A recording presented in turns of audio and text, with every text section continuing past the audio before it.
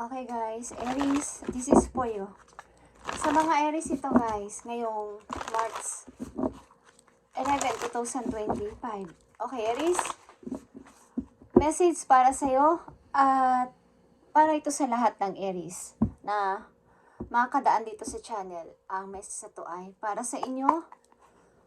Pakinggan nyo kung gusto ninyo.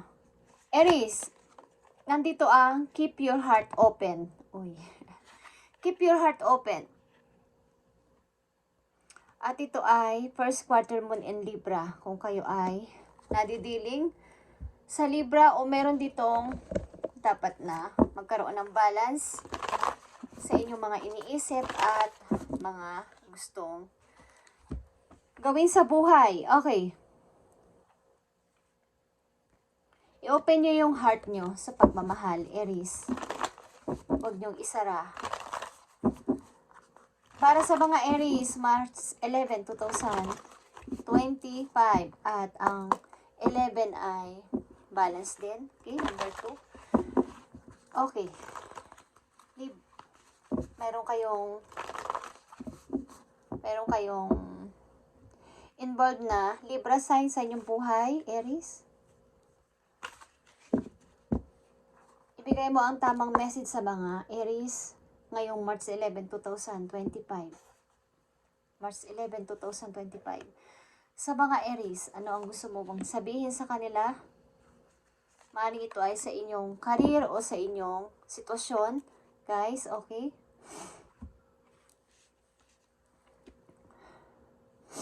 Ibigay mo ang tamang message sa mga Aries na nandito sa reading na gusto mong padalhan o bigyan ng mensahe today, March 11, 2025. Okay, Aries. Ang iyong first message ay staying focused. Okay. Staying focused. Huwag kayong magpa-disturb sa iba. Doon lang kayo. Hold the course. Ito lang gusto ko, siya lang ang gusto ko. Okay, aliman dyan. Ito lang ang gusto ko at siya lang ang gusto ko. Doon lang kayo naka-stay. Wala na kayong iba pang titingnan. Kung yan man ay pag-ibig o pangarap ninyo or trabaho ninyo, staying focused and empathy is here. Reflect and redirect your energy. Nagkutugmayan dito na redirect your thoughts, redirect your energy. Ibig sabihin, sa inyo lang na opinion kayo dapat maniwala, wag sa opinion ng ibang tao. At infinite abundance is here, Aries. Nakikita mo to? Abundance is pouring into your life. Harvest ito, harvest. Pag-ani galing sa tagumpay, maaari din kayo ay mag-harvest, literal. Kayo ay may i-harvest, guys. Okay, Aries. Na mga nandito sa reading, ibigay mo ang kanilang message today sa mga Aries. March 11, 2025 sa mga Aries.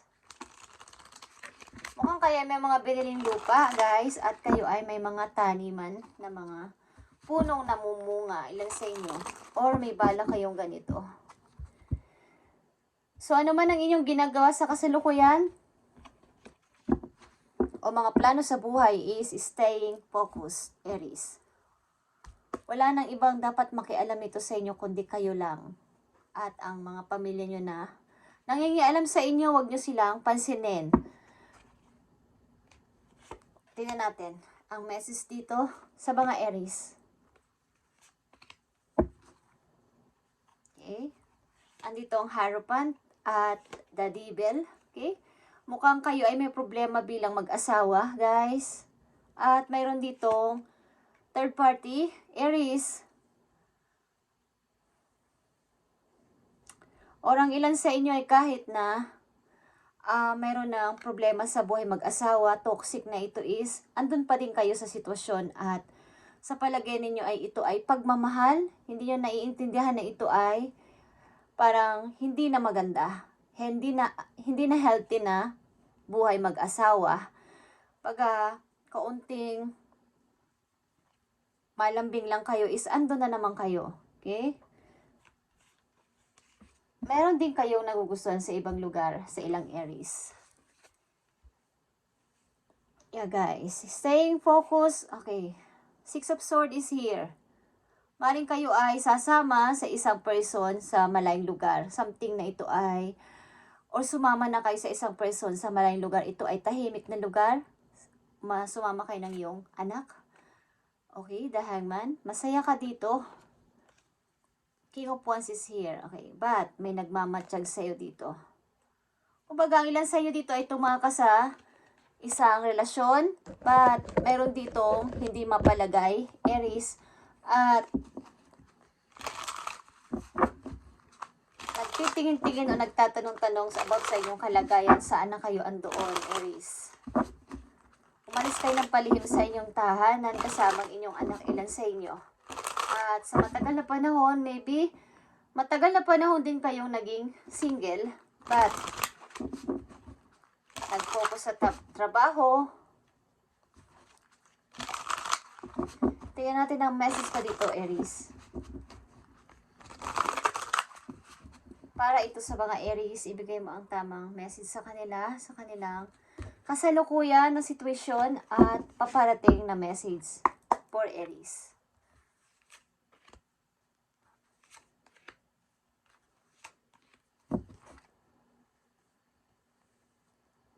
Yeah, tuloy-tuloy kayo sa pagtatrabaho. Walang tigil sa pagtatrabaho. 8 of Pentacles, pag-iipon. Okay, Aries, nandito ang 8 of Wands. Nandito ang the Devil or Temptation. At nandito ang 8 of Cups. May tatlo ditong 8. 8, 8, 8. Ito ay posible o posibilidad na kayo ay nagpapatuloy sa buhay at mayroong kayong tinakasan ng palihim. At kayo ay nagpapatuloy. Bagamat kayo ay nagkakaroon ng mga temptation, something na mga kalungkutan at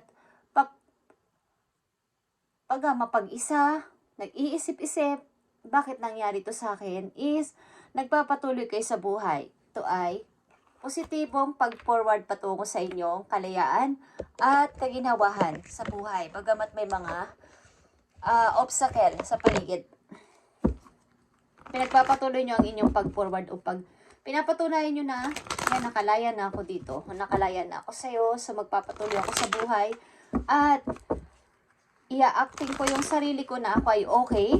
Ilan sa inyo ay dinadaan sa pagbibisi-bisihan ang lahat ng bagay. But dumadating yung times na kayo ay sobrang lungkot at nag-iisip-isip.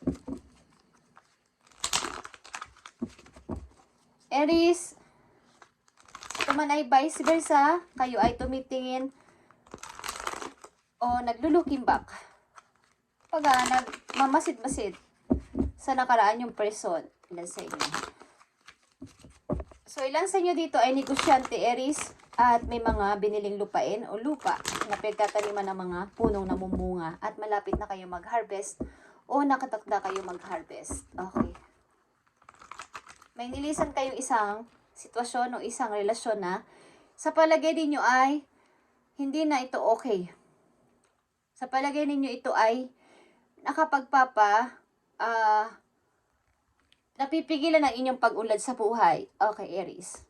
May tinakasan kayo ditong relasyon. Tingnan natin ang message sa'yo ng yung mga guardian angel, Aries. Ngayong March 11, 2025. Okay, nandito ang 8 of Abundance. Meron kayong 4 na 8. Okay? 8, 8, 8. May dalawa ka ding 8 of Pentacles. About ito sa iyong pag-unlad sa kaperahan at patuloy na pag-unlad sa money. This is time to learning and hunting your skills, Aries. You may feel inspired to go back to school. Take seminars on topic that fascinate you or educate yourself on the healing art. This is a good time to change job or make a career move. Okay. Maaring kayo ay teacher o nag-aral kayo ng pagiging isang teacher o guro. Okay, guys? At mahilig kayong mag-count, something counting. O magaling kayo sa mathematics. Okay. So, kayo ay talagang, kumbaga, ito yung tamang time ngayong buwan na to o ngayong taon na to na kayo ay mas pag-aralan nyo pang mabuti kung saan kayo naaangkop na skills at maaring kayo ay mag-take ng mga seminars o bumalik sa school at something na kayo ay itry nyo rin ang healing art, okay? Ano mang klaseng art yan na nakakapagpalubag-loob sa inyo, nagkakaroon kayo ng peace of mind kapag kayo nagdo-drawing o something na may mga ginagawa na gamit ang inyong kamay. Okay, yan ang inyong message is, dyan nyo natatagpuan o dyan kayo makakakuha ng source of income ninyo sa inyong ititraining pa na isang bagay sa buhay ninyo. Okay, Aries. Andito ang 4 na 8 for you, Aries, at talagang napakaganda nitong 4 na 8 na to. Ito ay positive movement forward patungo sa inyong tagumpay at kasaganaan din sa money. At nandito din ang infinite abundance for you ngayong March 11, 2025. Ito ay nagre-representa kayo ay pwedeng maging negosyante o nagdi-negosyo na kayo, guys. Meron kayo mga bibilhing lupa para maging invest nyo kung kayo ay nasa ibang lugar at nagtatrabaho at nag-iisip ng sa inyong pagre-retiro o pagre-retire nyo someday is gusto nyo makabili ng lupain o lupa na pagtataniman ng mga puno na namumunga. Okay, Aries. Tingnan natin ang message pa po yun dito sa Angels number para sa inyo, guys. Aries. Kayo ay teacher, okay? O nagtuturo kayo. Ilang Aries na nandito sa reading ay nagtuturo or dapat kayong bumalik sa pag-aaral, ilan sa inyo, or mag-take ng seminars sa mga skills na nababagay o passion ninyo sa kasalukuyan, okay? Message mo sa mga Aries, ibigay mo ang tamang message dito for Aries ngayong March 11, 2025 sa mga Aries, please. Thank you. Aries, nandito ang 4 na 1 or 1, 1, 1, 1. 4 of wands. Okay. Trust in yourself. Your inner whisper is working hard to let you know that is guiding you. Listen in. What is he saying? Feel and where is the telling you to go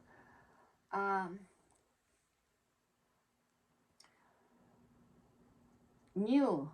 See it, close your eyes and allow. Trust the path you are on. Okay.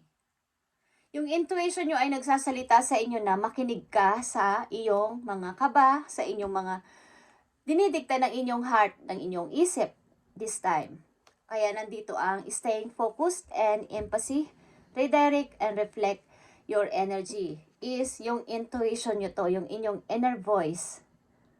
Mag-trust kayo na ang mangyayari sa inyo ay maganda. Mag-trust kayo sa inyong intuition, guys.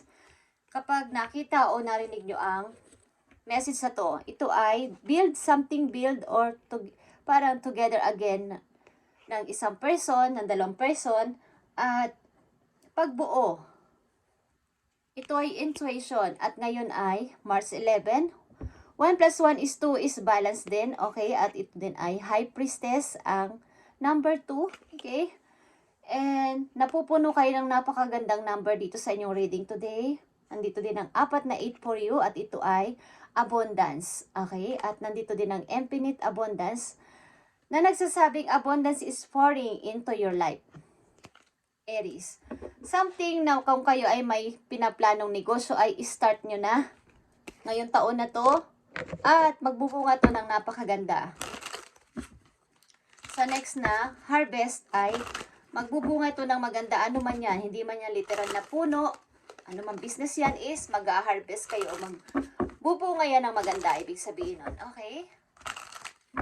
Message pa dito for Aries para magkaroon sila ng guide. Okay, at nandito din ang 9 of Pentacles, guys. At ang ilan sa inyo dito ay my lovers sa malayong lugar. At ito ay binabasbasan ng inyong mga angels doon sa heaven, ng inyong relasyon. Tingnan natin, Aries pa, ang isang napakagandang message for you. Napupuno kayo dito ng napakagandang mga numbers. At napakaganda dito. 4 na 1 at 4 na 8. Okay. About ito sa pagmamanifest din ng inyong gustong mangyari sa buhay na paglago sa pera. So, staying focused, redirect, reflect your energy. Simula sa araw na to, huwag kayo makinig sa opinion ng ibang tao. Pakinggan ninyo ang inyong intuition at ang inyong inner voice. Okay? At kayo ang dapat masunod, hindi ang ibang tao. Message for Aries, ibigay mo ang tamang message sa kanila. Thank you, Spirit. Nandito ang if you find yourself stuck in the situation you are unhappy with, ask yourself why you are still there. And it's fears of the unknown. Living toxic situation or people can be the best thing you could do for your soul and your spirit. Beepers. Okay, ibig sabihin nito, kaya kayo na sinasabi ko, ang ilan sa inyo ay nasa unhealthy relationship or relasyon o connection is layuan nyo na to guys. Promise. Hindi to maganda. Kung nararamdaman nyo sa sarili nyo na kayo ay stuck sa isang sitwasyon na kayo ay unhappy na, okay, unhappy na, is tanungin nyo ang inyong sarili, bakit ako nandito? Bakit ako nananatiling andito? Takot ba ako sa maaaring hindi ko malaman? Baga, takot ba akong mag-step? Takot ba ako na mag-step ako tas wala akong alam? Hindi ko alam ang gagawin ko. Marami guys tutulong sa inyo. Trust your intuition and yourself. Redirect or reflect your energy. Hindi pwedeng walang gagamitin si God para kayo ay tulungan if kayo ay umalis sa sitwasyon. Ang ilan sa inyo ay umalis na ng palihim. Kaya itong nanditong reading sa inyo ay magtutuloy-tuloy. Okay? At kung kayo maibibuild na something new sa inyong buhay, ano man yan, is magbubunga ito ng pag-harvest. Okay? Paunti-unti. Dadamang inyong ipon at money. Ipon. Dito, okay, may 4 kayo ditong 8 at 4 na 1. Something build para sa inyong abundance, sa inyong paglago sa pera. At, kumbaga yung mga toxic situation na to ay iwanan nyo. Hindi nagdudulot ng maganda ang mga taong ito sa buhay ninyo.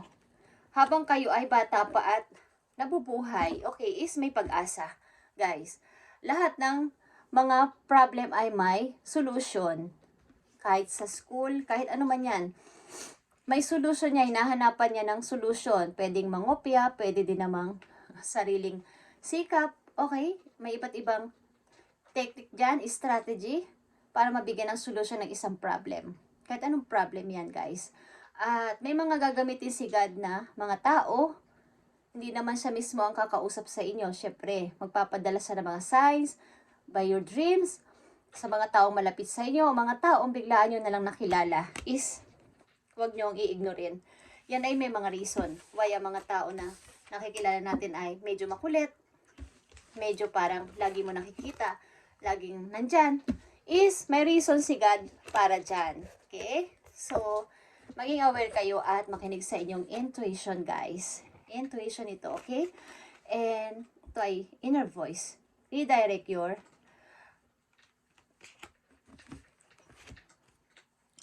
kumbaga, yung inyong pag-iisip, wag na kayo magtanong pa sa iba. Mas maganda mag-direct kayo kay God ng pagtatanong. Okay? At ibibigay niya sa inyo ang tamang tao para sumagot sa inyong mga katanungan. Okay? Keep your heart open. At huwag masyadong mapangusga. Ang ilan sa inyo ay mapangusga sa mga taong kararating pa lang o bago pa lang na nagpapakilala sa inyo. Huwag guys, huwag. Okay? Thank you and God bless Aries. At pagpalain kayo ni God sa inyong mga iisipin, ibibuild at mga gagawin pa sa buhay. Okay? Thank you and God bless.